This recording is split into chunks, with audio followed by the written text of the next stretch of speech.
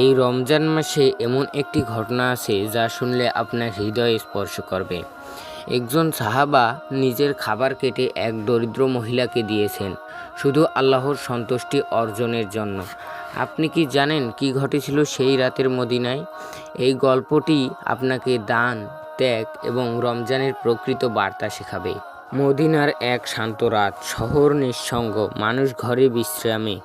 অনেক দরিদ্র মানুষ সেই রাতে রোজা রেখেছেন, কিন্তু খাবারের অভাব রয়েছে।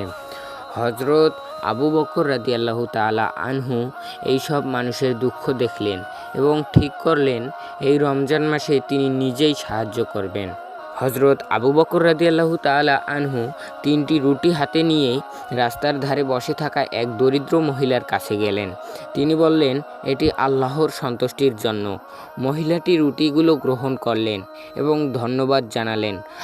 হজরত আবু বকর রাদিয়াল্লাহু তাআলা আনহু নিজে কিছু খাইলেন না, তিনি শুধু আল্লাহর সন্তুষ্টি চেয়েছিলেন। পরের দিন সেই মহিলার প্রয়োজন পূরণ হলো এবং আশেপাশের দরিদ্ররাও সাহায্য পেল।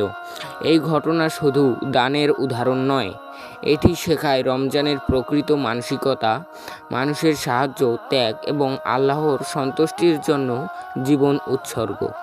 এই গল্প আমাদের শেখায় 3টি গুরুত্বপূর্ণ শিক্ষা। 1.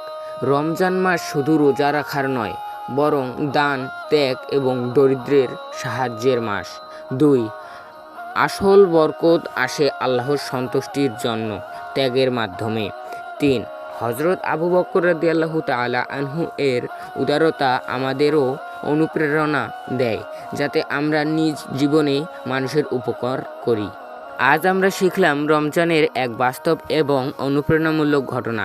আশা করি এটি আমাদের জীবনে দান, ত্যাগ এবং আল্লাহর সন্তুষ্টি অর্জনে প্রেরণা দেবে। ভিডিওটা ভালো লাগলে লাইক দিন এবং বন্ধুদের সঙ্গে শেয়ার করতে পারেন। আর এইরকম ভিডিও আরও পেতে চাইলে চ্যানেলটি সাবস্ক্রাইব করুন। আল্লাহ আমাদের সকলকে রহমতে ভরিয়ে দিন। সবাই কমেন্টে লিখুন আমিন। আসসালামু আলাইকুম ওয়া রাহমাতুল্লাহ।